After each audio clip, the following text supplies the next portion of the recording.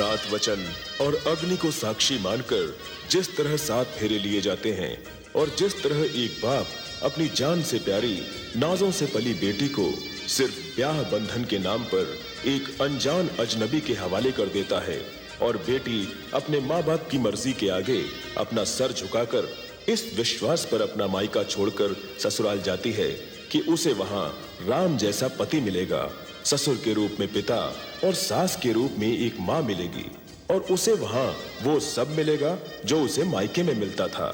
लेकिन वहां एक दुल्हन को क्या मिलता है?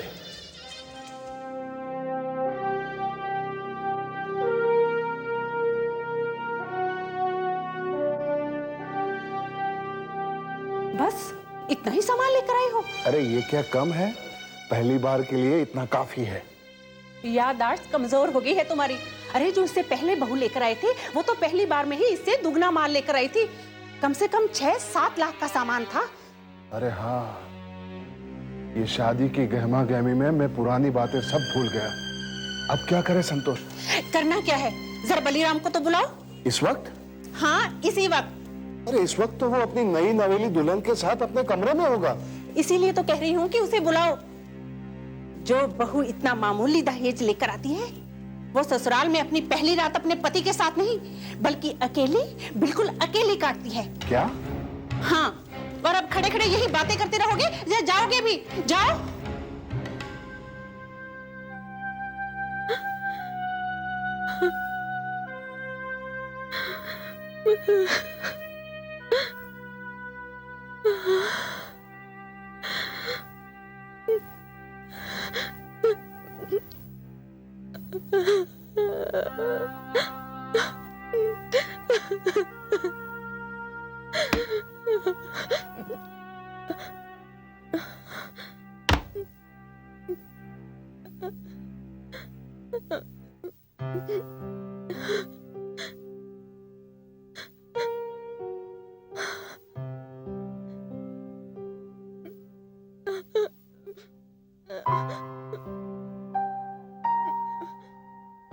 ये क्या पूर्णिमा, तुम रो रही हो?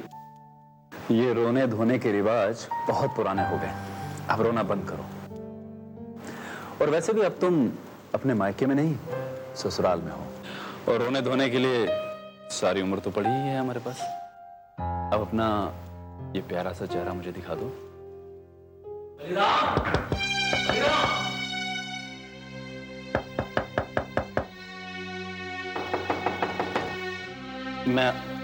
मैं अभी आया। बलिराम!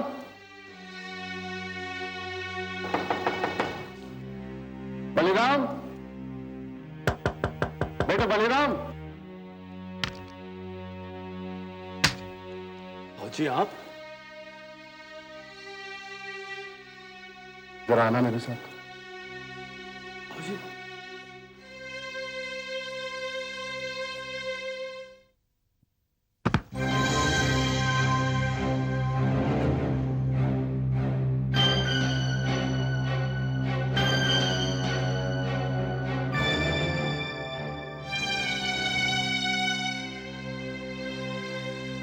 क्या हुआ माँ? क्या बात है? अरे बेटा, ये बहू का बाप निहाल चंद तो बड़ा ही काइया निकला। अरे बातें तो बड़ी बड़ी कर रहा था लेकिन हवाई जहाज दिखाकर ये साइकिल पकड़ा दी। हाँ माँ, इसमें मैं क्या कर सकता हूँ? लेन देन की बात तो आपको करनी थी ना। अब उसे कितना निचोड़ना है इस बात का फैसला आप लोग करें। तू भी सच कह रहा है बेटा, लेकिन इस बार हम ये खेल किसी दूसरे तरीके से खेलेंगे। हाँ बेटे, अब की बार ये खेल हम किसी अलग ढंग से खेलेंगे। तू मेरी बात सुन।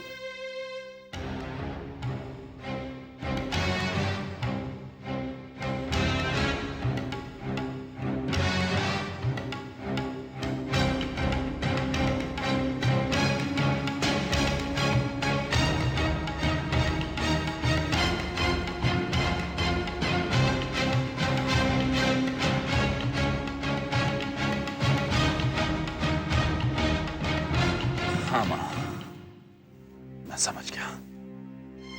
यानी अब मुझे उसे मायके भेजना होगा। गायत्री, बेटी की शादी हो गई। एक बड़ी चिंता, बड़ा बोझ उतर गया। अब चैन आया है मन को। अरे लेकिन तुम्हें क्या हुआ? कभी कभी ऐसा लगता है हमने अपनी बेटी के साथ बड़ा अन्याय किया है, बड़ी ज्यादती की है हमने उसके साथ। अरे ये क्या कह रही हो गायत्री? क्या ज्यादती की हमने उसके साथ? जिस तरह से पूर्णिमा को रमेश पसंद था और रमेश भी पूर्णिमा को पसंद करता था, कितना अच्छा होता हम अपनी बेटी की शादी उसकी पसंद के लड़के से कर देते। मैं माँ हूँ, अपनी बेटी को अच्छी तरह से जानती हूँ। मुझे आज भी पूर्णिमा की वो सारी बातें याद आ रही हैं। पिताजी, पिताजी, मैं रमेश को अपने साथ लेके आई हूँ। रमेश,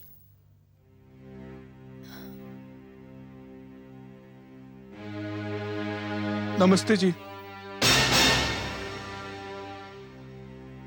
पिताजी, आप अगर एक बार इससे मिल लेंगे तो आपको भी पता चलेगा कि मेरी पसंद बिल्कुल गलत नहीं है।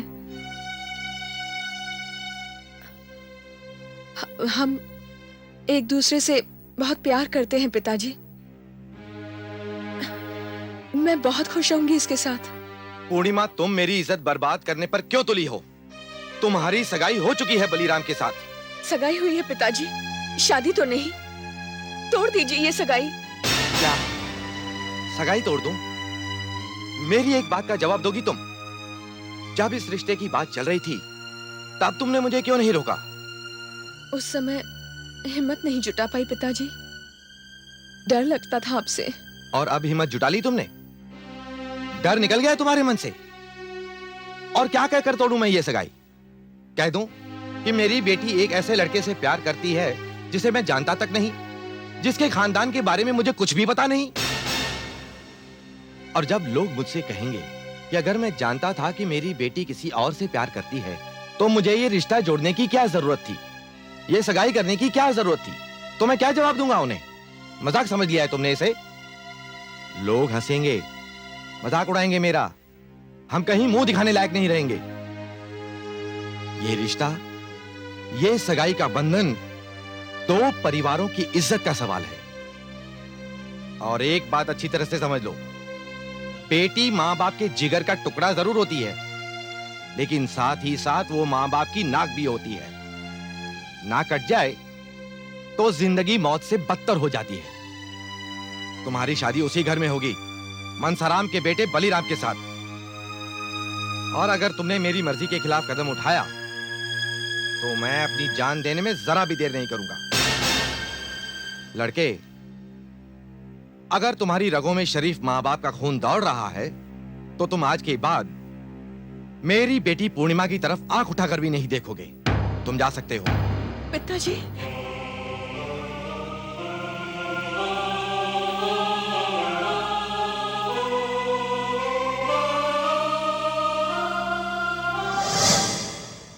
पूर्णिमा की मां, मैंने जो कुछ भी किया सोच समझकर और अपनी बेटी के भविष्य को ध्यान में रखकर किया। आजकल अच्छे लड़के मिलते कहां हैं? लड़कियां बूढ़ी हो जाती हैं अच्छे रिश्तों के इंतजार में। और मैंने जहां रिश्ता किया है वहां इतना दहेज दिया है कि वो लोग खुश होंगे। अरे, इस वक्त कौन आया है? मैं देखता हूं। अरे पूर्णिमा बेटी, तुम? दामाद जी कहां हैं? मैं अंदर आ जाऊं? आजा बेटी, आजा आजा।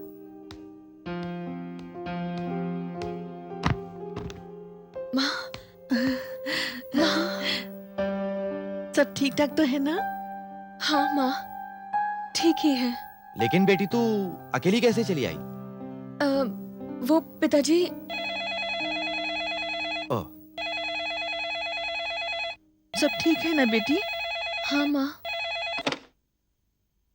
हेलो भाई साहब, मैं आपका समधी मनसाराम बोल रहा हूँ।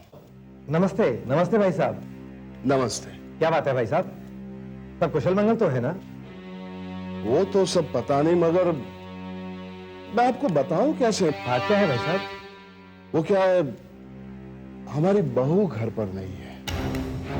न जाने किसी को बिना बताए कहाँ चली गई है वो।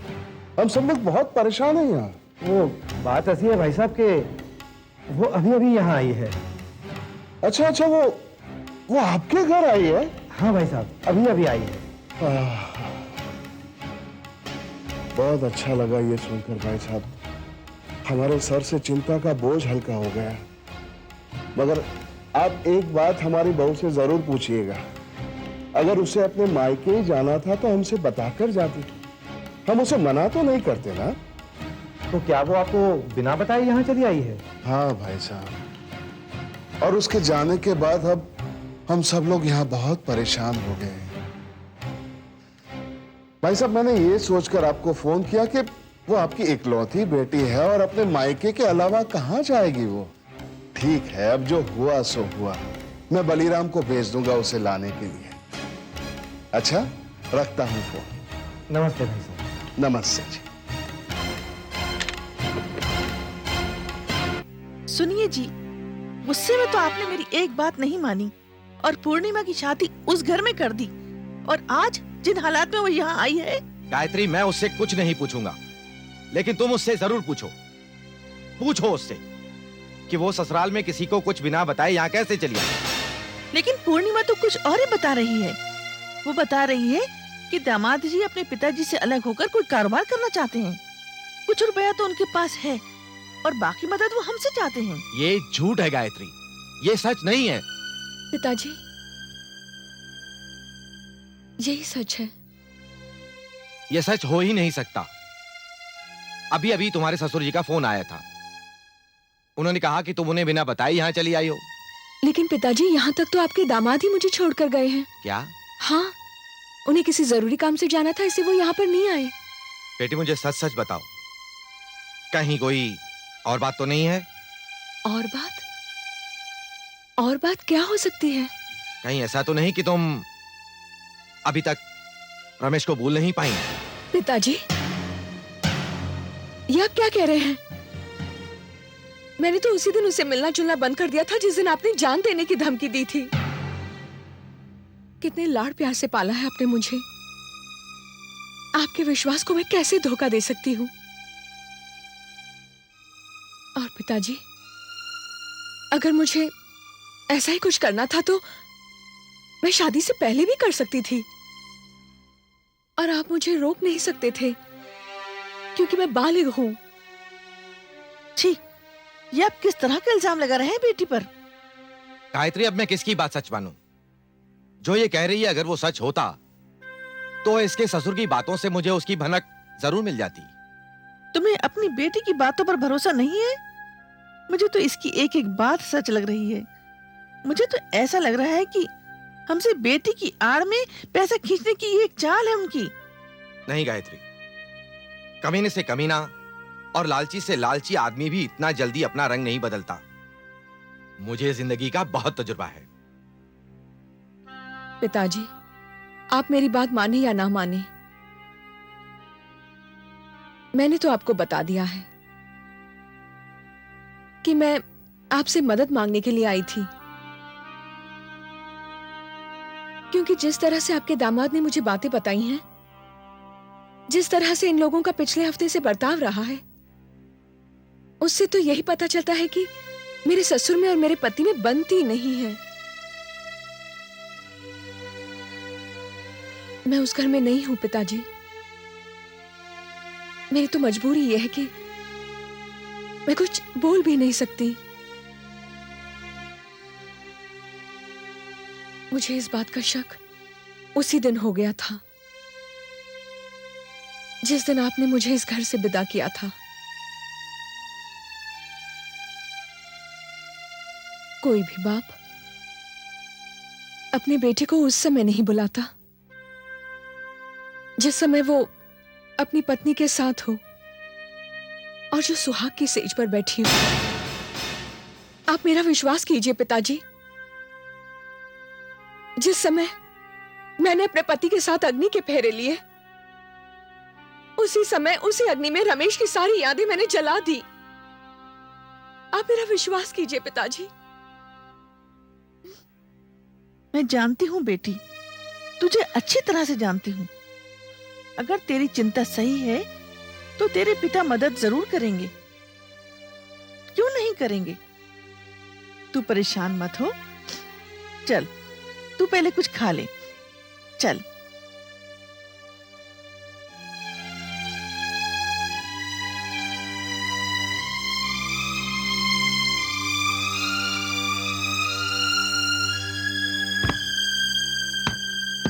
माँ, माँ, क्या है?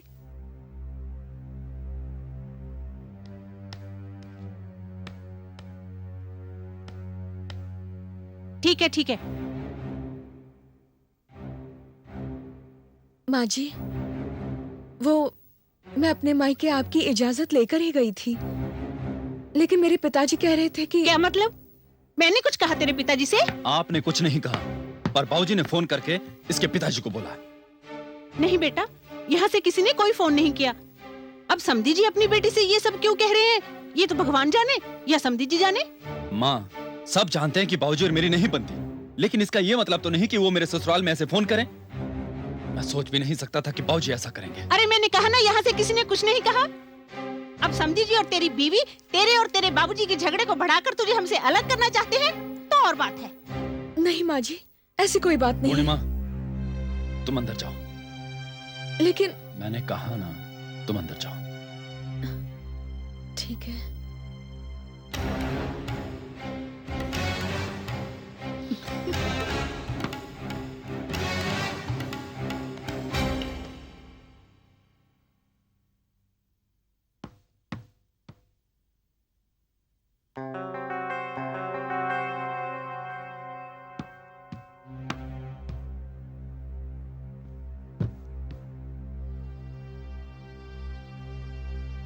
पूर्णिमा, माँ की बात का बिल्कुल बुरा नहीं मानना।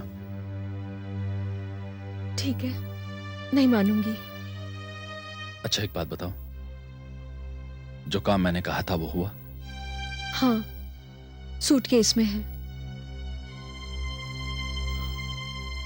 सुनो,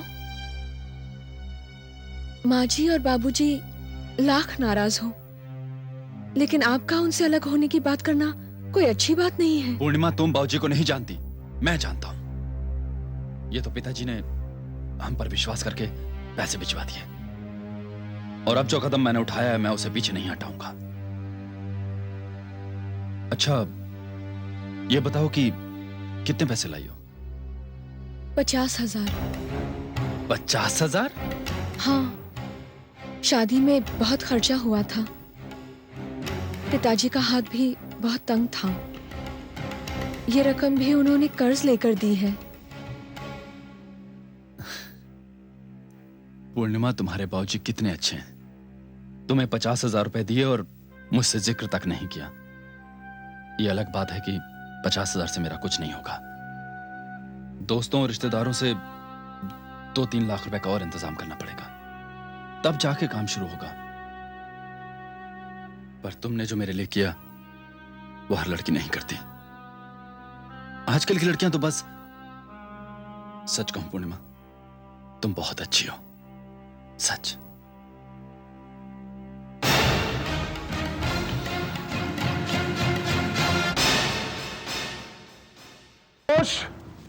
संतोष, अरे संतोष, कहां चली गई? संतोष, क्या है? सुन रही हूँ, बहरी नहीं हूँ। सुन रही हो ना?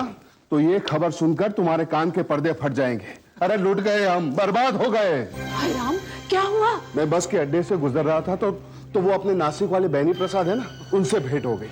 हाय राम, तो क्या बेनी प्रसाद ने तुम्हें लूट लिया? अरे पूरी बात तो सुनो भाग्यवान। बैठो बैठो। ये बेनी प्रसाद की बड़ी लड़की है ना, वो अब शादी के लायक हो गई है। अगर हम बलीराम की शादी उनकी बेटी तारा से करते हैं तो दहेज के अलावा 5 लाख कैश भी मिलता है। हाय मैं मर गई, फूट गए हमारे नसीब। आप सच कहते हो जी, हम सचमुच लुट गए। अरे जो पैरों पर 5 लाख देने को तैयार हो, वो तो सोने का अंडा देने वाली सोने की मुर्गी है। हाँ, है तो वो सोने की मुर्गी, मगर यहाँ से भी कुछ आया होगा ना? कुछ खास नहीं बाबूजी, सिर्फ 50,000। क्या?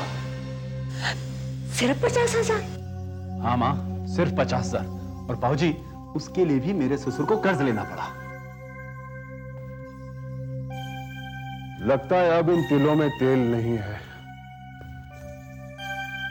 लेकिन अब ये 10 लाख की आसामी जो है, इसका क्या करूं?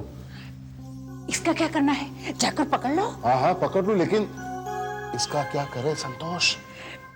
इसका भी वही करेंगे जो पहली वाली का किया। लेकिन तुम मेरी बात नहीं समझती। लेकिन छोड़ो, पहली वाली का किसी को पता चला? इसमें बलीराम की राय लेना बहुत जरूरी है। बाबूजी, आज तक मैंने आपकी बात टाली है, जो अब टालूंगा। और ज्यादा से ज्यादा होगा भी क्या, फांसी तो होगी नहीं। शाबाश बेटे। बहुत अच्छे बेटे। अब भगवान का नाम लेकर शुरू करते हैं शुभ कार्य। हाँ, तो अब बताइए आप यहाँ कैसे? दरअसल बेनी प्रसाद जी, मैं बहुत परेशान हूँ। क्यों, क्या परेशानी है? क्या बताओ बेनी प्रसाद जी, अभी महीने भर पहले ही मैंने मेरे इकलौते बेटे बलीराम की शादी की थी। पता नहीं पिछले जन्म में कौन से पाप किए थे, कैसी बदचलन और बदमिजाज बहू मिली है हमें। हमसे बिना बताए घर से चली जाती है और फिर बेशर्म होकर घूम फिरकर वापस घर चली आती है। ऐसी आवारा और बदचलन बहू को आप वापस कैसे आने देते हैं? तो क्या करूं, लोगों के सामने अपनी इज्जत का तमाशा करूं? मेरा बली तो इस लड़की से शादी नहीं करना चाहता था। ये तो हमारी मत मारी गई थी कि इस जहर को हम अमृत समझे और मेरे सीधे साधे भोले भाले बेटे की जिंदगी बर्बाद कर दी। बेनी प्रसाद जी चाहता है कुछ खाकर अपनी जान दे दो। अरे आप क्या कह रहे हैं मनसाराम जी? आप क्यों जान देंगे अपनी? छुट्टियां पकड़कर निकालिए उस लड़की को घर से बाहर, छुटकारा पाइए उससे। आखिर इस दुनिया में कोई कायदा कानून है कि नहीं? बेनी प्रसाद जी, कुछ भी करने से पहले मैं ये सोचता हूँ कि ये समाज क्या कहेगा, ये दुनिया क्या कहेगी। अरे दुनिया और समाज को मारिए गोली और पहले अपने बेटे की जिंदगी को देखिए। अभी उसकी उम्र ही क्या है? अगर उसने अपने आप को कुछ कर लिया तो सारी उम्र रोते रहेंगे आप। नहीं नहीं नहीं नहीं बेनी प्रसाद जी, आप ठीक कह रहे हैं। मैं अभी घर जाकर उस काली नागन से छुटकारा पाता हूं। आपने मेरी चिंता का बोझ हल्का कर दिया, धन्यवाद। हाजी, ऐसी भी क्या जल्दी है? रुकिए और खाना वाना खा कर जाइए। अब खाना कहाँ गले से नीचे उतरेगा बेनी प्रसाद जी। वहां मेरे बेटे के सर पर सदमे की ऐसी बिजली गिरी है, शर्म के मारे उसने घर से बाहर निकलना बंद कर दिया। तो आज्ञा दीजिए, चलता हूं मैं।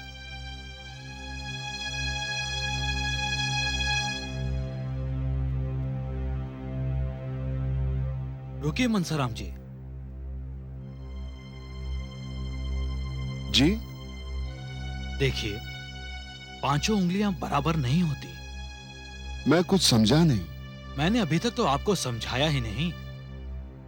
अगर एक लड़की आवारा और बदचलन निकले तो इसमें आपका या आपके बेटे का क्या दोष है? छुटकारा पाइए उस लड़की से। लड़कियों की कमी तो नहीं है दुनिया में। सभी जानते हैं कि आप लोग शरीफ आदमी हैं और शरीफ लोगों की औलाद भी शरीफ ही होती है। उसे कोई भी शरीफ और सुशील लड़की मिल जाएगी। ये आप क्या कह रहे हैं बेनी प्रसाद जी? अरे कौन देगा मेरे बेटे को अपनी बेटी? मनसाराम जी, आप दोस्त समझकर मेरे पास आए हैं, मैं निभाऊंगा आपके साथ दोस्ती। मैं कुछ समझा नहीं बेनी प्रसाद जी। देखिए, आप मेरे पास राय लेने आए थे और मैंने आपको सही राय दे दी। अब बस जल्दी से उस लड़की से छुटकारा पाइए और आइए मेरे घर में शगुन लेकर, मेरी बेटी तारा के लिए। जी? जी हाँ। बेनी प्रसाद जी, बहुत बहुत मेहरबानी, आपकी बहुत बहुत मेहरबानी बेनी प्रसाद जी। आपने मेरे बेटे की जान बचा ली और आप तो इंसान के रूप में देवता है बेनी प्रसाद जी, देवता। अरे ये आप क्या कर रहे हैं? आप धन्य है बेनी प्रसाद जी, आप धन्य है, धन्य।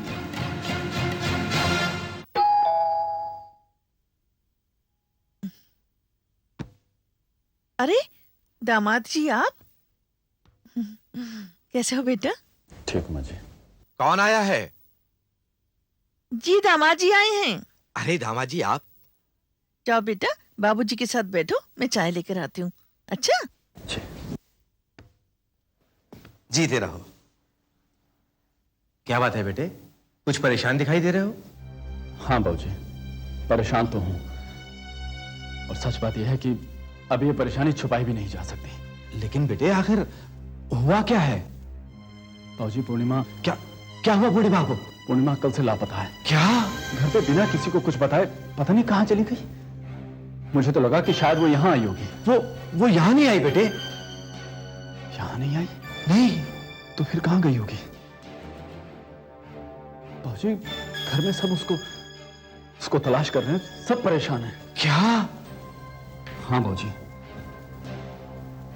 अभी तक हमने ये बात सबसे छुपा कर रखी थी, क्योंकि ये पहली बार नहीं हुआ, इससे पहले भी कई बार हो चुका है। यहां तक कि पिछली बार जब वो यहां आई थी तो मेरी मर्जी के खिलाफ आई थी। लेकिन बेटे उसने तो कहा था कि तुम उसे यहां छोड़कर गए थे। क्या मैं छोड़कर गया था? हाँ बेटे, और वो यहां से 50,000 रुपए भी ले गई थी। क्या? हाँ, और उसने तो ये भी बताया कि तुम्हारे और तुम्हारे पिताजी के बीच कुछ अनबन चल रही है। नहीं बाबूजी, ये सरासर झूठ है, ये बिल्कुल सच नहीं है। मुझे तो हैरत हो रही है कि उसने आपके साथ ऐसा क्यों किया। बाबूजी, मैं भगवान की सौगंध खा के कह रहा हूं, मुझे 50,000 के बारे में कुछ नहीं पता, और अगर उसे पैसे चाहिए थे तो वो मुझसे मांग सकती थी, मैं उसे देता। और आप बताइए, हमें किस चीज की कमी है? भगवान का दिया हमारे पास सब कुछ है, फिर हम आपसे पैसे क्यों मांगेंगे? बाबूजी, अगर हमें पैसे मांगने होते तो हम शादी से पहले दहेज में डिमांड करते हैं, पर हम उन कमीनों में से नहीं है जो दहेज मांगते हैं। बाबूजी, घर में सब परेशान है, उसका फोन आए या उसका पता चले तो मुझे जरूर बता दीजिएगा।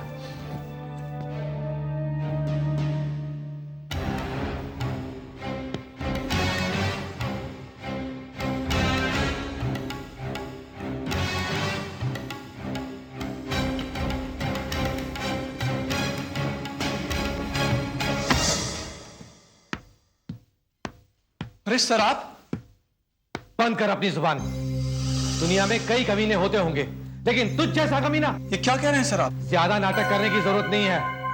पता पूर्णिमा कहाँ है? पूर्णिमा वही होगी जहां उससे आपने भेजा था। मुझे तो पूर्णिमा से मिले ठीक 6 महीने हो गए हैं, और जब से आपने मुझे मना किया था पूर्णिमा से मिलने के लिए, तब से आज तक मैं उससे कभी नहीं मिला। तुम झूठ बोल रहे हो। मैंने तो यह सोचकर उसकी शादी अच्छे घर में करवा दी थी कि वो तुझे भूल जाएगी, लेकिन मुझे क्या पता था कि वो शादी के पवित्र बंधनों को भूलकर तेरे साथ। बस कीजिए सर, बहुत बोल चुके हैं आप। लगता है आप अपने होशो हवास खो बैठे हैं। ये सच है कि मैं पूर्णिमा से प्यार करता था, और आज भी करता हूं, लेकिन पूर्णिमा जैसी शरीफ और अच्छी लड़की के जिस्म को छूने के ख्याल से भी मैं घबरा जाता हूं। मैं सिर्फ इतना ही कहूंगा कि अगर इस दुनिया में पूर्णिमा नाम की लड़की शरीफ नहीं है, पवित्र नहीं है, तो पवित्र नाम की चीज से इस दुनिया का विश्वास उठ जाएगा। सर, मैं आपकी इज्जत करता हूं।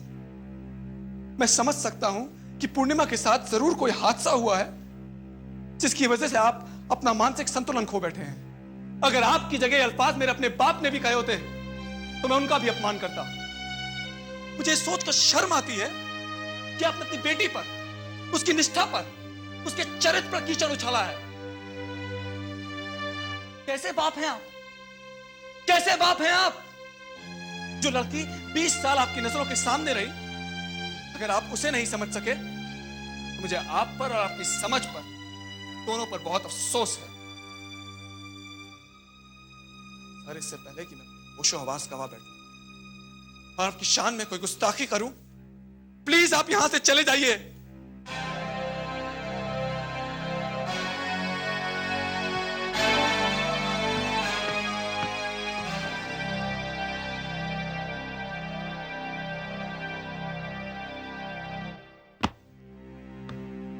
अरे आप कहाँ थे? आप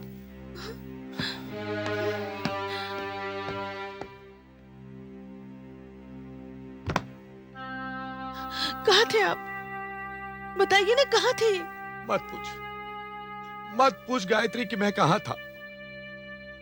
मैं हर उस जगह जाकर आया हूं जहां पूर्णिमा के होने की उम्मीद हो सकती थी, पर वो नहीं मिली। गायत्री, हम लुट गए, हम बर्बाद हो गए, हमारी इज्जत सरे बाजार नीलाम हो गई गायत्री। पूर्णिमा की ससुराल वालों ने पुलिस में रिपोर्ट लिखाई है। अब पुलिस भी उसकी तलाश करेगी। भगवान जाने वो कहां है।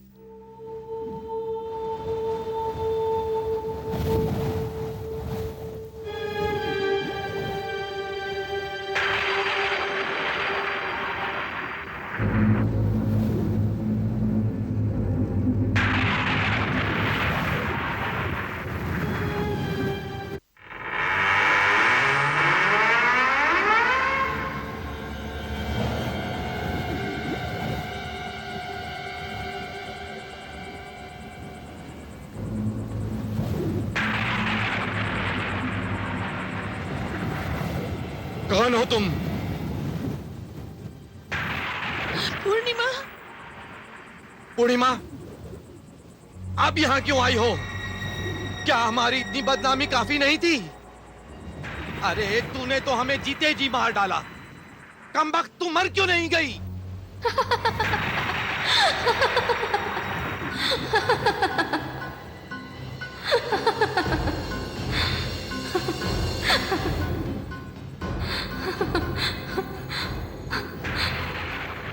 मैं जिंदा कहाँ हूँ पिताजी? मेरी लाश तो इस वक्त यहाँ से बहुत दूर पड़ी है।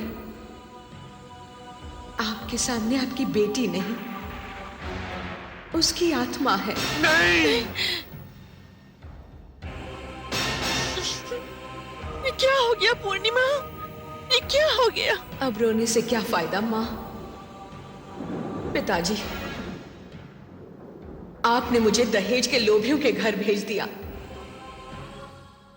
उसी ने, यानी मेरे पति ने मुझे यहां पे भेजा था आपसे रुपया लेने के लिए। लेकिन बेटी, वो तो कहता है कि उसे रुपए मिले ही नहीं और उसको रुपयों के बारे में कुछ भी पता नहीं। ये सब गलत था, ये सब झूठ था पिताजी। ये सब उनकी साजिश थी। इस सब के पीछे एक बहुत गहरा राज है। लेकिन कुछ भी हो, मैं उन लोगों को छोड़ूंगी नहीं। बेटी, ये जो कुछ भी हुआ उसके लिए तू मुझे माफ कर दे। मैं तो तुझे ढूंढने के लिए रमेश के घर भी गया था।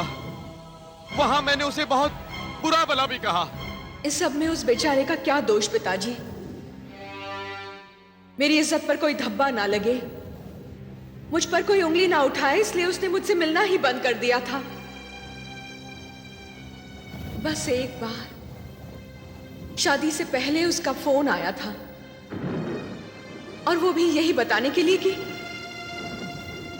वो मेरा नाम लेकर जिंदगी गुजार देगा, लेकिन मुझसे मिलने नहीं आएगा। ये सब हुआ कैसे? मैं जानती हूँ बेटी, दहेज के लोभी पराई बेटी के साथ कुछ भी बुरे से बुरा सलूक कर सकते हैं। माँ, वो लोग बड़े चालाक हैं। ये सब अचानक ही हुआ। मुझे शक था कि उस घर में कोई साजिश चल रही है, लेकिन उन लोगों ने ये नाटक बहुत खूबसूरती से खेला। मेरे घर से भाग जाने की अफवाहें फैला दी उन लोगों ने। अब आप पुलिस के पास जाएंगे तब भी आपकी कोई मदद नहीं कर पाएगा। मेरे साथ क्या हुआ, कैसे हुआ, ये मेरे सिवाय और उनके सिवाय और कोई नहीं जानता पिताजी। चाहे कुछ भी हो बेटी, लेकिन मैं उन कमीनों को छोड़ूंगा नहीं। नहीं छोड़ूंगा उन कमीनों को। कोई फायदा नहीं होगा पिताजी, आप कुछ नहीं करेंगे, कोई कुछ नहीं करेगा। अब जो भी करना है मैं करूंगी, उनसे बदला मैं लूंगी।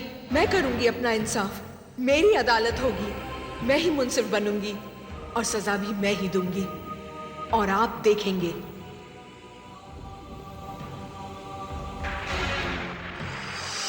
बेटी, बेटी,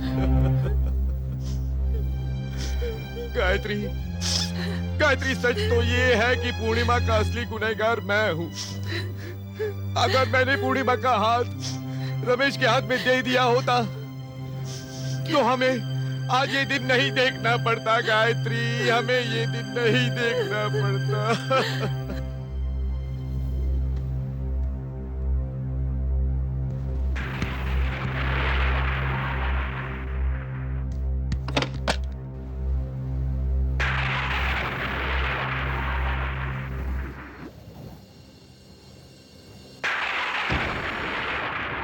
किसे फोन कर रहे हो रमेश? पूर्णिमा, तुम? सब लोग घर पर तुम्हारे लिए परेशान हैं। अभी मैं तुम्हारे ही घर पर फोन कर रहा था। मैं जानती हूं। लेकिन ये सब क्या हो रहा है? आखिर तुम थी कहां? मैं इस वक्त कहां हूं तुम सोच भी नहीं सकते रमेश। और मेरी लाश ऐसी जगह पर है जहां पर कोई पहुंच भी नहीं सकता। ये सब क्या कह रही हो तुम? हाँ रमेश, मैं जिस्म नहीं आत्मा हूं। पूर्णिमा प्लीज प्लीज इस वक्त मेरे साथ मजाक मत करो। सच सच बताओ तुम कहां थी? यकीन नहीं आता तो छूकर देखो मुझे। जरूर देखूंगा।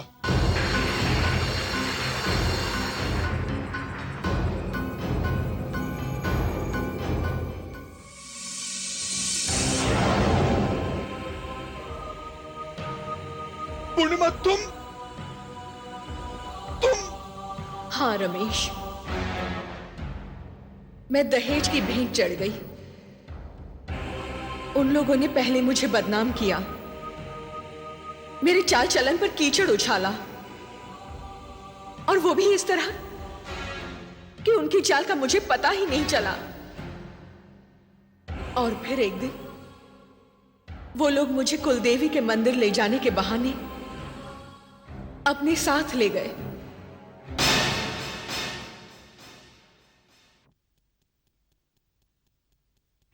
हमारा इस एपिसोड का प्रश्न है, पूर्णिमा के बाद बलीराम और उसके माता पिता की नजर किसकी बेटी पर है और उस लड़की का नाम क्या है? प्रश्न एक बार फिर, पूर्णिमा के बाद बलीराम और उसके माता पिता की नजर किसकी बेटी पर है और उस लड़की का नाम क्या है? आपके उत्तर हमें एक प्रतियोगिता पोस्टकार्ड पर शनिवार 18 मई तक मिल जाने चाहिए। प्रतियोगिता में हमारे निर्णायक मंडल का निर्णय अंतिम एवं सर्वमान्य होगा। इस प्रतियोगिता के 2 विजेता चुने जाएंगे, जिन्हें मिलेगा डाबर हाजमोला स्वाद मस्त।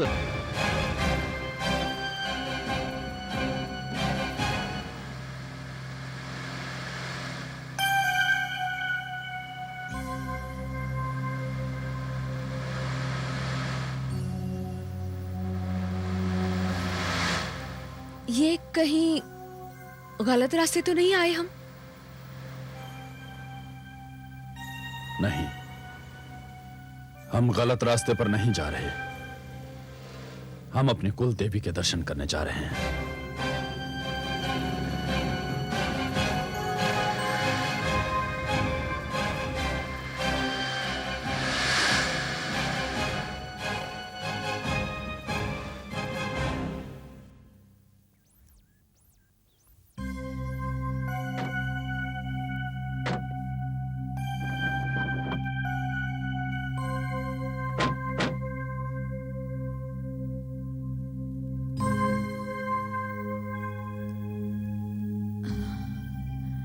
ये कहां लेके आए आप?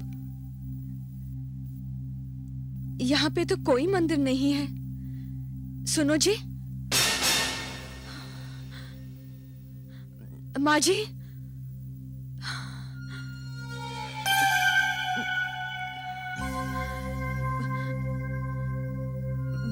बाबूजी,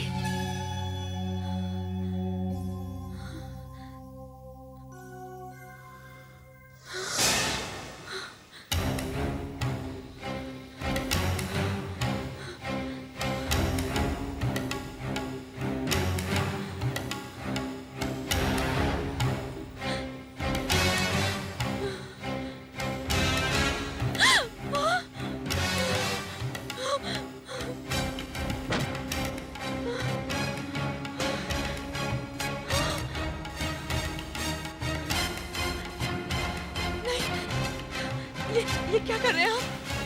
प्लीज ऐसा मत कीजिए, प्लीज प्लीज प्लीज प्लीज ऐसा मत कीजिए, प्लीज।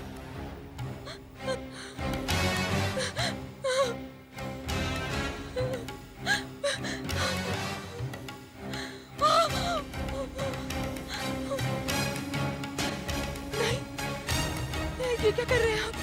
नहीं, प्लीज, भगवान के लिए ऐसा मत कीजिए, प्लीज, प्लीज।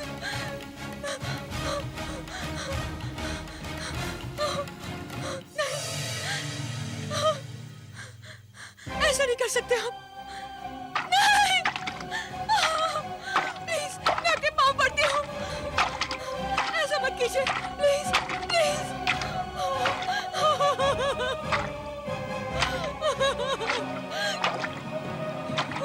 प्लीज।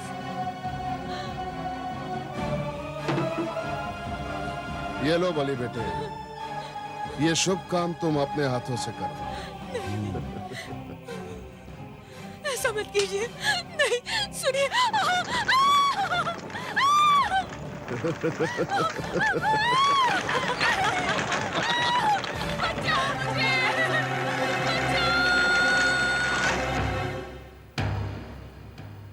पूर्णिमा, एक ऐसा जुल्म हुआ है तुम्हारे साथ, वो भी उस देश में जहां नारी को देवी की तरह पूजा जाता है। ये अन्याय, ये अत्याचार आखिर कब तक? मैं उन तीनों को जिंदा नहीं छोड़ूंगा। जो तुम्हारे साथ हुआ है वही उन तीनों के साथ भी होगा। नहीं रमेश, तुम ऐसा कुछ नहीं करोगे। मैं उनको ऐसी मौत मारूंगा जो कभी किसी ने सोची भी नहीं होगी। नहीं रमेश, अगर तुम मेरे कातिलों को मार दोगे तो तुम्हें भी फांसी हो जाएगी और उनका गुनाह साबित नहीं हो पाएगा, क्योंकि उनके गुनाह की गवाह मैं हूं, सिर्फ मैं। और एक बेजान लाश, एक गवाह, एक सबूत नहीं हो सकती। तो क्या तुम अपने कातिलों को यूं ही जाने दोगी? अगर मुझे फांसी होती है तो हो जाने दो। जिस दुनिया में तुम नहीं रही, उस दुनिया में मैं रहकर क्या करूंगा? नहीं रमेश, तुम्हें जिंदा रहना होगा मेरे लिए। मैं तुम्हारे पास इसलिए आई हूं कि अब जब मैं इस दुनिया में नहीं रही, मेरे माँ बाप बेसहारा हो गए हैं। तुम्हें उन्हें संभालना है। और फिर तुम ये मत समझो कि मेरे कातिल किसी और मासूम लड़की की जान लेने के लिए जिंदा रहेंगे। उनका बदला मैं लूंगी, उन्हें गुनाह की सजा मैं दूंगी, और वो भी तुम्हारी मदद से। तुम? मगर कैसे? कहा ना मैंने, तुम्हारी मदद से।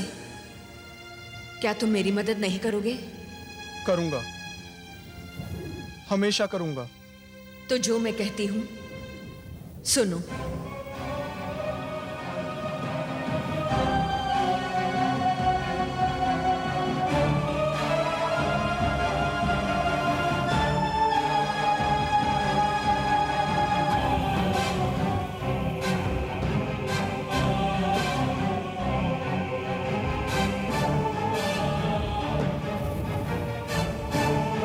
हे भगवान, कितने अरमान थे मेरे दिल में कि घर में बहू आएगी, फिर वो माँ बनेगी, पोता पोती होंगे, लेकिन सारे अरमान बिखर गए।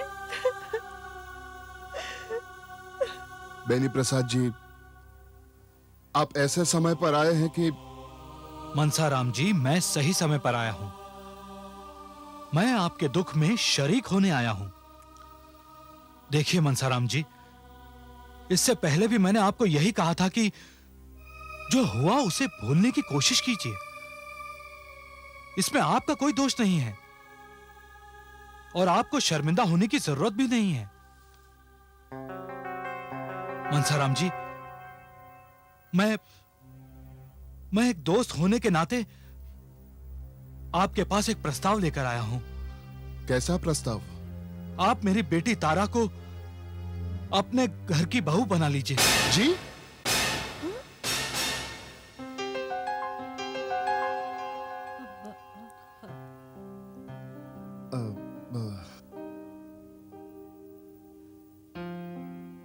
बेनी प्रसाद जी, ये तो आपकी बहुत बड़ी मेहरबानी है। देखिए मनसाराम जी, मैं जानता हूं कि आप शरीफ खानदान के लोग हैं और मुझे विश्वास है कि मेरी बेटी आपके घर में बहुत खुश रहेगी। अगर आपको एतराज ना हो तो सगाई की रस्म अदा कर दीजिए। मैं आपको कैसे इनकार कर सकता हूं?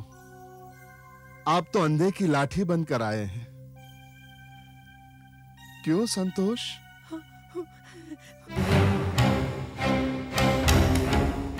ओम स्वस्ति न इंद्रो वृद्धश्रवाः स्वस्ति नः पूषा विश्ववेदाः स्वस्ति नस्तार्क्ष्यो अरिष्टनेमि स्वस्ति नो बृहस्पतिर्दधातु।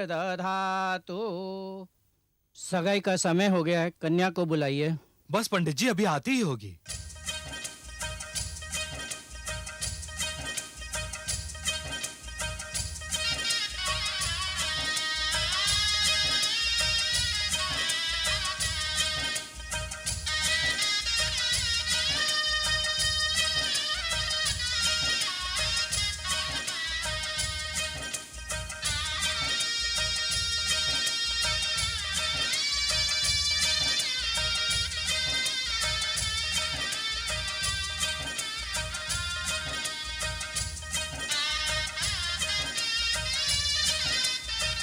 आओ बेटी।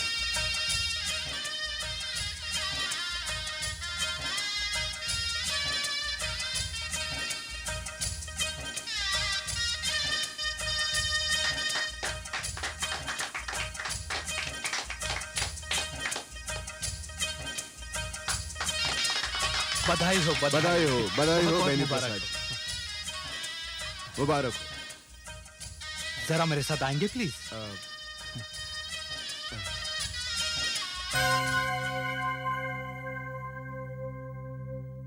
देखिए मनसाराम जी, अब उस लड़की से जल्दी से तलाक लीजिए और मेरी बेटी के साथ शादी का मुहूर्त निकलवाइए।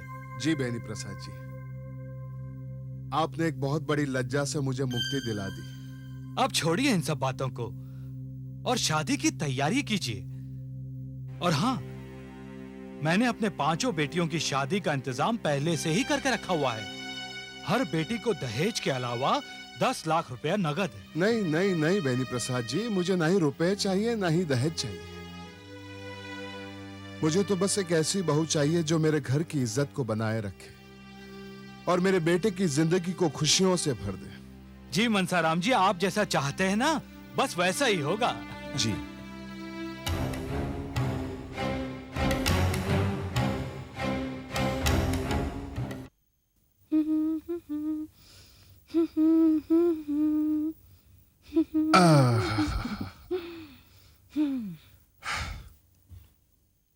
देखा संतोष, किस तरह से मैंने हालात को अपने पक्ष में कर लिया।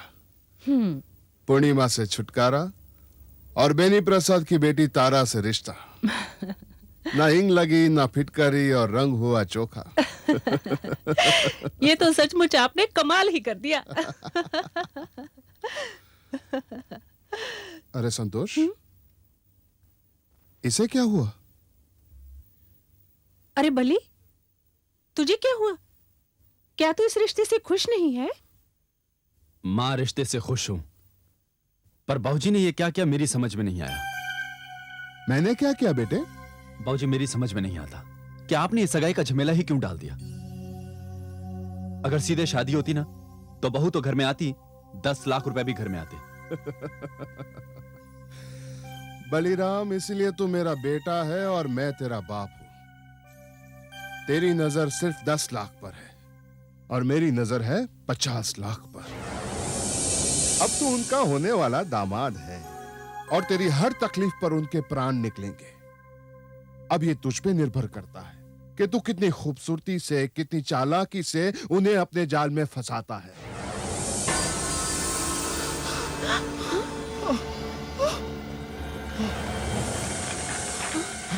ये क्या हो गया? बलिराम, ये यहाँ कैसे लगी? बुझाओ इसे। गिराओ, गिराओ, नीचे गिराओ जल्दी।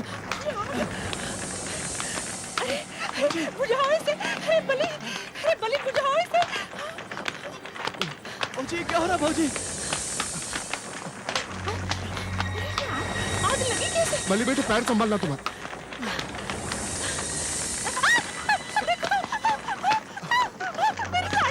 माँ,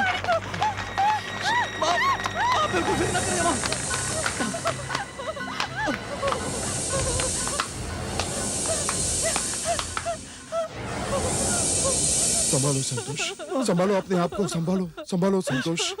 मुझे क्या हो रहा है? पता नहीं ये सब क्या हो रहा है। रमेश, मुझे इन लोगों पर इतना गुस्सा आ रहा है कि लग रहा है अभी इन्हें जलाकर भस्म कर दूं। मगर क्या करूं, मजबूर हूं।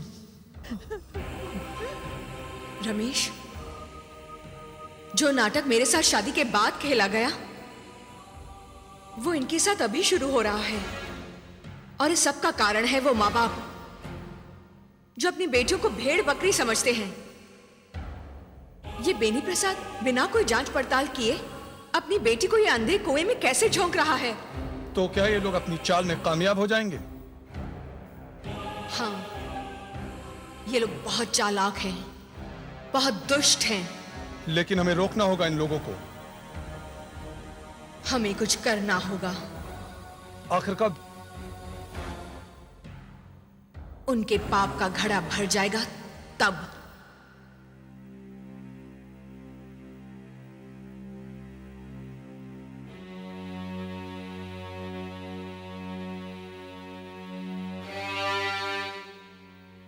बलिराम बलिराम बलिराम, तुम ये कैसी बातें कर रहे हो?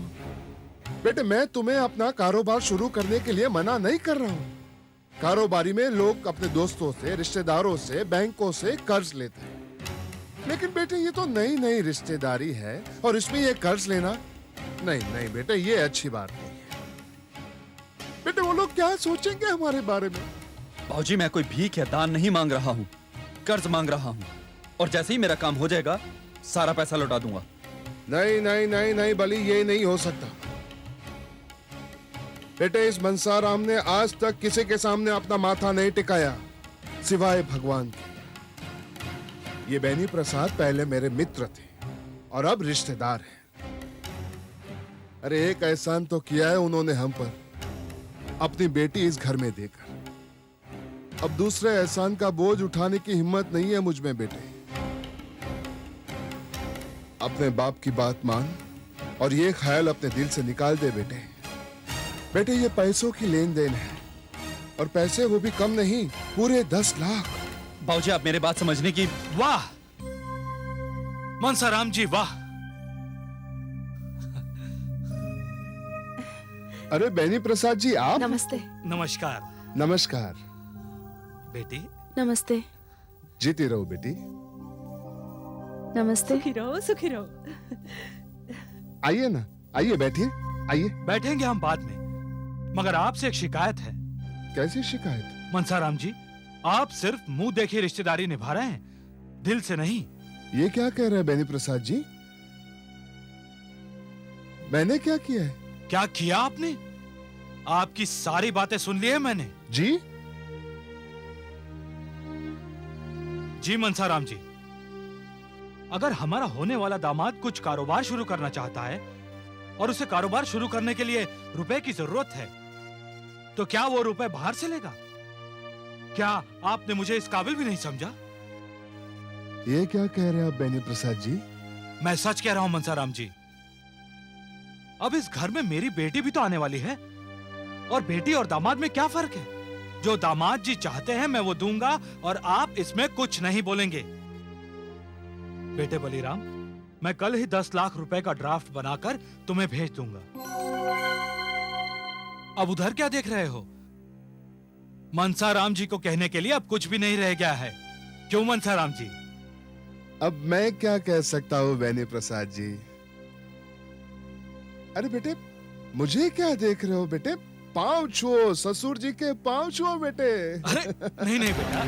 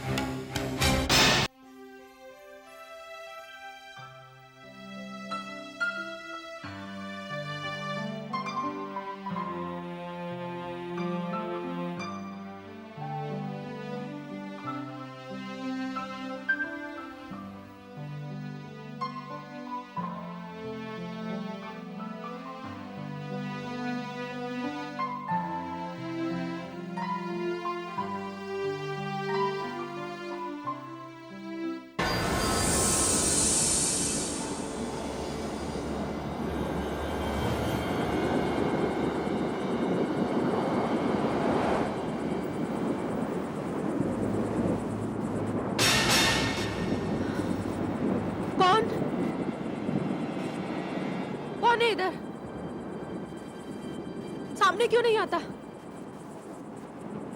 सामने आओ, कौन है?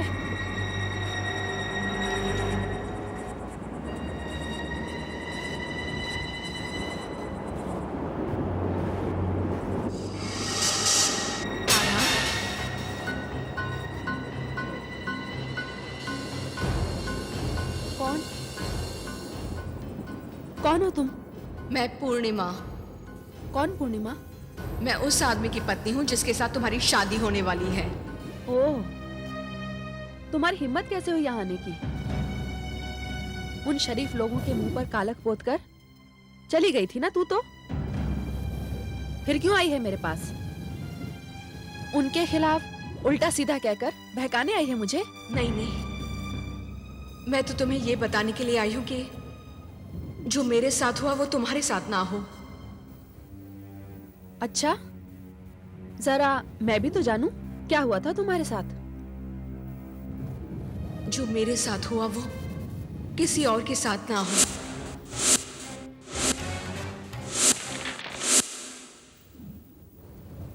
अब मैं शरीर नहीं, आत्मा हूं। आत्मा? हाँ, यकीन नहीं आता तो छू कर देखो मुझे।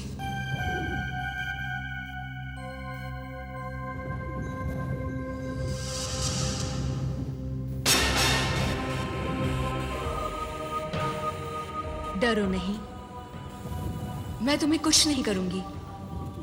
मैं तो तुम्हारी मदद करने के लिए आई हूं, तुम्हें यह बताने के लिए आई हूं कि जो मेरे साथ शादी के बाद हुआ वो तुम्हारे साथ शादी से पहले ना हो। क्या मतलब है तुम्हारा?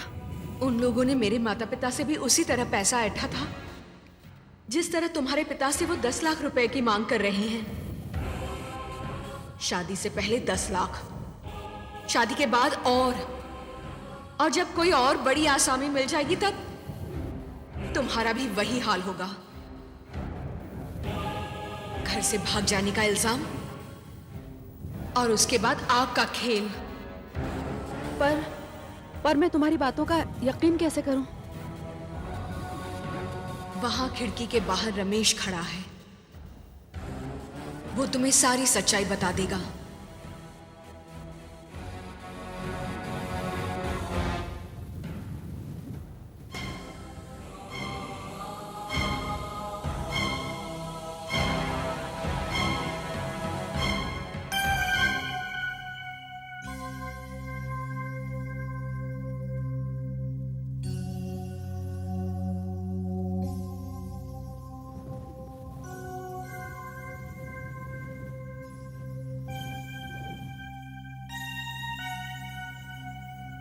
तारा, उन लोगों की वजह से मैं तो इस दुनिया में नहीं रही। कम से कम खुद की जान बचाने के लिए तो उससे बात कर लो। वो बहुत शरीफ लड़का है, उसे भी इस बारे में कुछ पता नहीं था, मैंने ही बताया है। तारा, तुम मेरा यकीन करो या ना करो, मैं तो तुम्हारा भला ही चाहती हूं। आगे तुम्हारी मर्जी।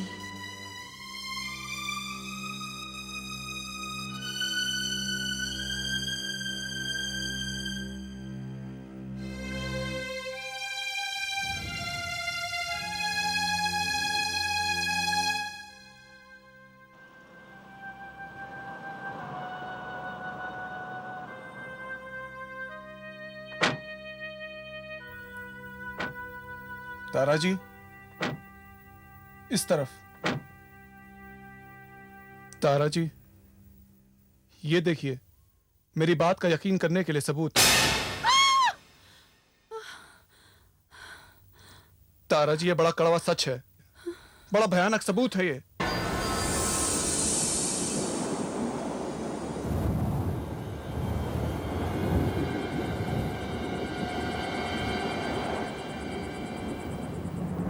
पूर्णिमा, मेरा अंजाम तो तुम अपनी आंखों से देख चुकी हो। मुझे उम्मीद है कि मुझे इंसाफ दिलाने में तुम मेरी मदद करोगी।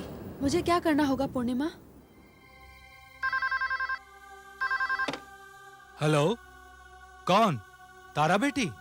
अरे कहां से बोल रही हो तुम? पिताजी ये मत पूछिए कि मैं कहाँ से बोल रही हूँ। मुझे आपसे एक बहुत जरूरी बात करनी है। क्या जरूरी बात है? पिताजी, आप जो मेरे ससुराल वालों को 10 लाख रुपए देने वाले हैं, वो अब नहीं देंगे। अरे अरे, क्या तू पागल हो गई है? ये अचानक क्या सूझी है तुझे? पिताजी, मैं जो कुछ भी कह रही हूँ बिल्कुल सोच समझ कर कह रही हूँ। शादी से पहले अपने होने वाले दामाद को यूं पैसे देना कोई अच्छी परंपरा नहीं है। लेकिन जबान देकर पलटना भी तो, लोग क्या कहेंगे हमारे बारे में? आप कोई बहाना भी तो कर सकते हैं। लेकिन बेटी। पिताजी, लेकिन वेकिन कुछ नहीं, इसी में हम सबकी भलाई है, खासकर मेरी। और पिताजी प्लीज प्लीज, आप और कोई सवाल नहीं पूछेंगे अभी। पर है कहाँ तू अब? पिताजी, मैं फिर फोन करके बताऊंगी। और हाँ, आप ये फोन 1 घंटे बाद करेंगे।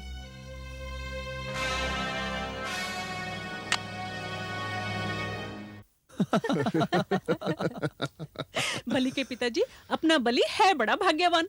भगवान भी इसको घर बैठे कैसे कैसे रिश्ते भेज देता है। माँ, आज की रात वैसे तो मुझे नींद आएगी नहीं, और अगर आ भी गई ना, तो सारी रात सपनों में मुझे 10 लाख रुपए ही दिखाई देंगे। ये देखो, ये भी सच बोल रहा है।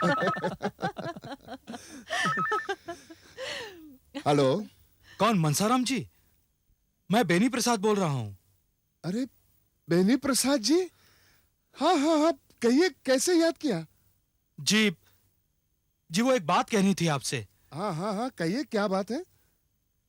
जी, कल जो मैंने 10 लाख रुपए का ड्राफ्ट देने की बात की थी ना। हाँ हाँ हाँ, जी जी जी। वो काम कल नहीं हो पाएगा। जी? उसमें थोड़ी अड़चन आ गई है मनसाराम जी, वो थोड़ा वक्त लग जाएगा। यानी समझिए कि 1 महीना। मुझे बहुत शर्मिंदगी हो रही है ये कहते हुए। नहीं नहीं, आप ये क्या कह रहे हैं बेनी प्रसाद जी? आप बिल्कुल चिंता मत कीजिए, आप बिल्कुल शर्मिंदा मत होइए। आप इस बात को अपने दिल से निकाल लीजिए। ये तो समय समय की बात है बेनी प्रसाद जी, आज ना तो महीने भर बाद। हाँ जी? नहीं नहीं, आप इत्मीनान रखिए, हमारी तरफ से इत्मीनान रखिए। हाँ, अच्छा। क्या क्या कहा उसने? कल रुपए नहीं दे रहा? बाबूजी, यही कहा उसने। हाँ? संतोष, तेरा तो सारा का सारा नाटक धरा का धरा रह गया। लेकिन कल तो हाँ करके गया था, अब कौन सी बिल्ली आड़े आ गई?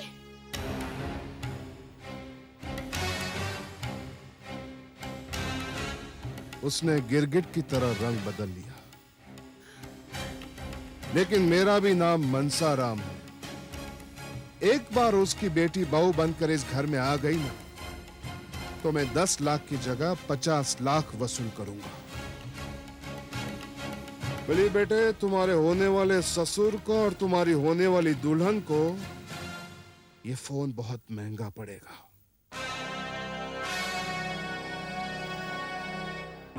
देखा, ये है इनकी असलियत। मैं तो खुश हूं कि तुमने ये सब वक्त से पहले देख लिया। तुम्हारी जिंदगी तो बर्बाद होने से बच गई। लेकिन मुझे खुशी तब मिलेगी जब तुम्हें इंसाफ मिलेगा। और मुझे इंसाफ तुम दिलाओगी।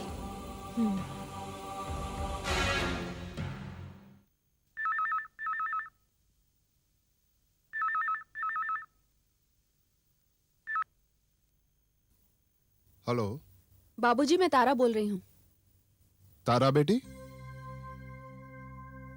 हाँ बोलो बेटी, कैसे फोन किया?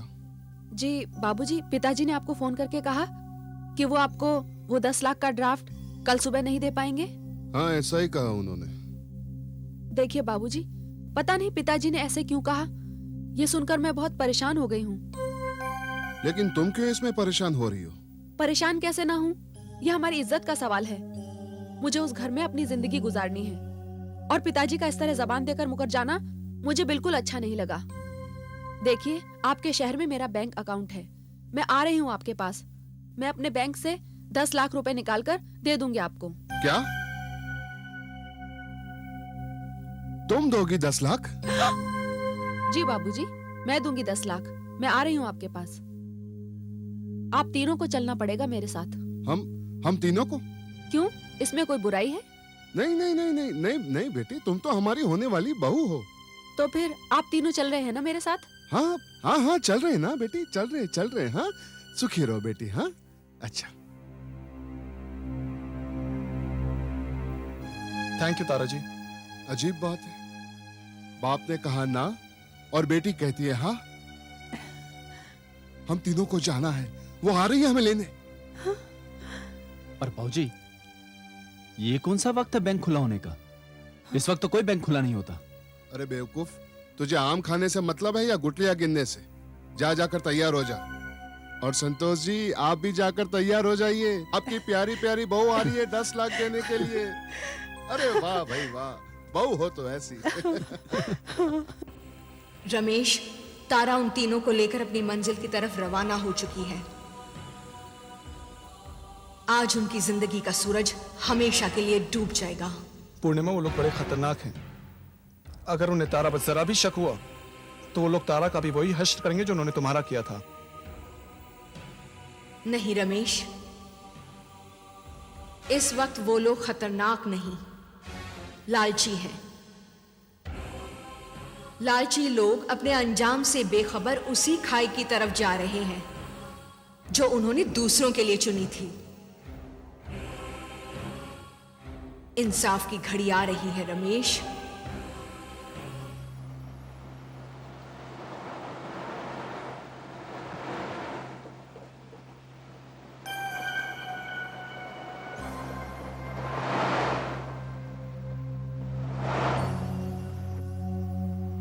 कहीं हम गलत रास्ते पर तो नहीं जा रहे? नहीं, ये बिल्कुल सही रास्ता है।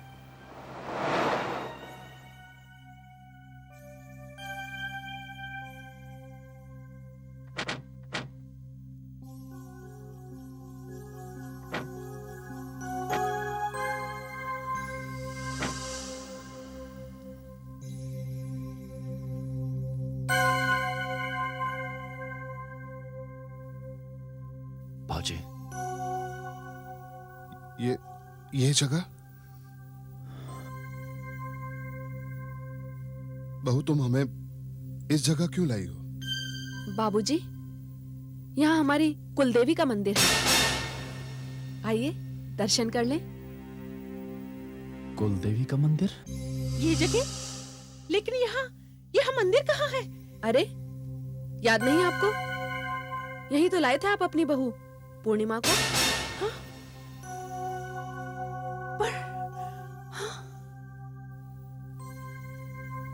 तुझे कैसे मालूम? मुझे मालूम हो गया है, सब कुछ मालूम हो गया है। तुम्हारे सारे कारनामे, सारी असलियत खुल गई है।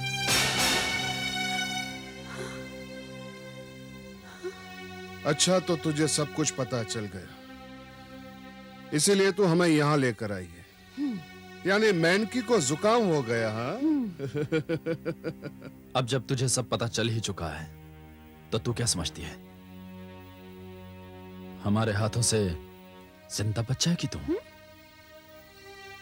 अरे बेवकूफ लड़की, हम तुझसे पैसा भी वसूल करेंगे और तेरा भी वही हश्र करेंगे जो पूर्णिमा का किया था।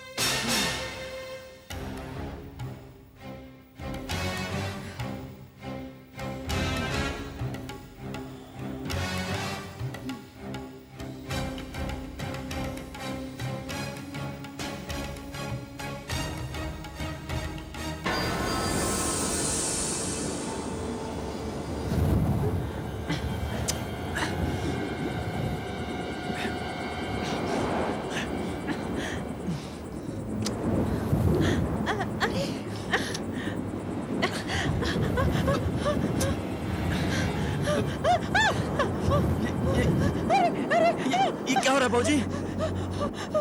माँ!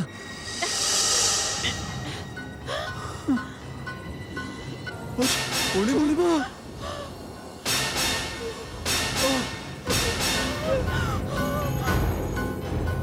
पूर्णिमा? हाँ, मैं पूर्णिमा।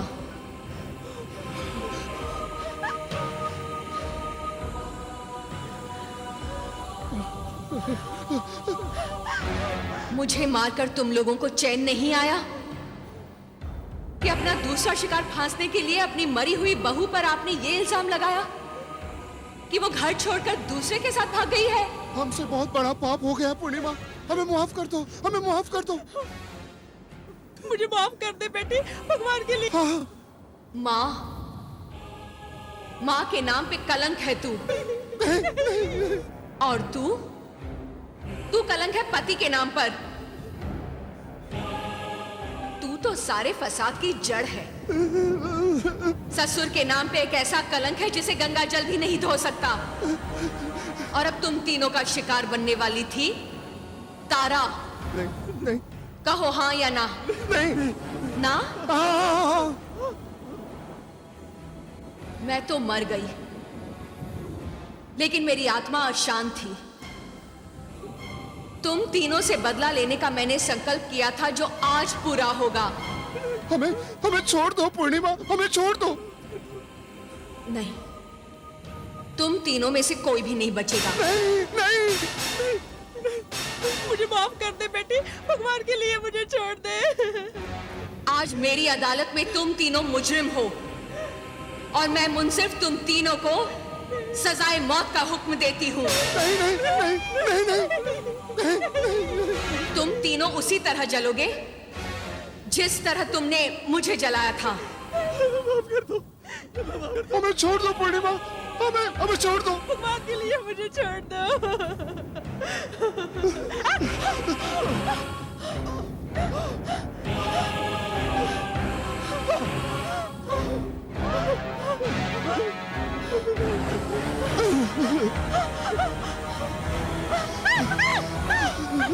नहीं, आज तुम में से कोई नहीं बच सकता। दूसरों की बेटियों को जलाने वाले, आज उसी आग में तुम जलोगे। नहीं। माफ कर दो। माफ कर दो बेटी, माफ कर दो।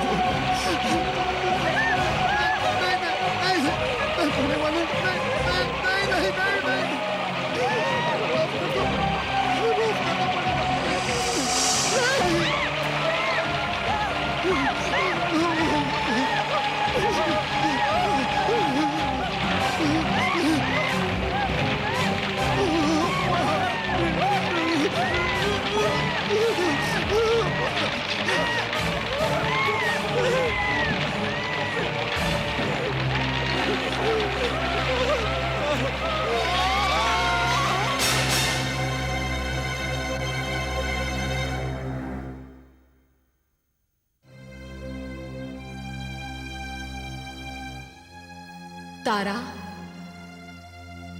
रमेश, गुनहगारों को तो सजा मिल गई,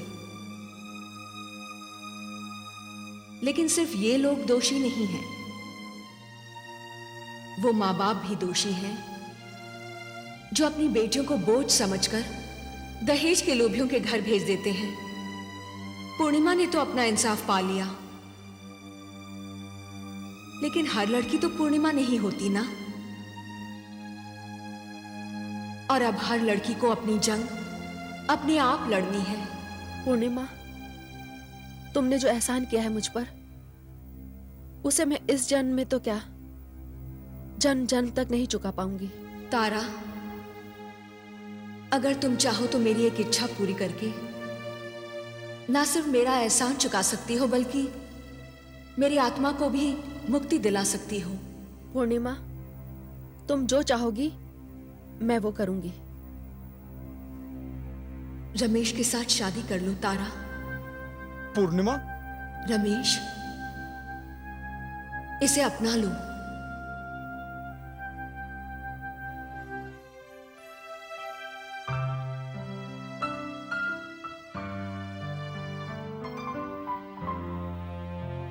भगवान तुम दोनों को सदा खुश रखे। अलविदा।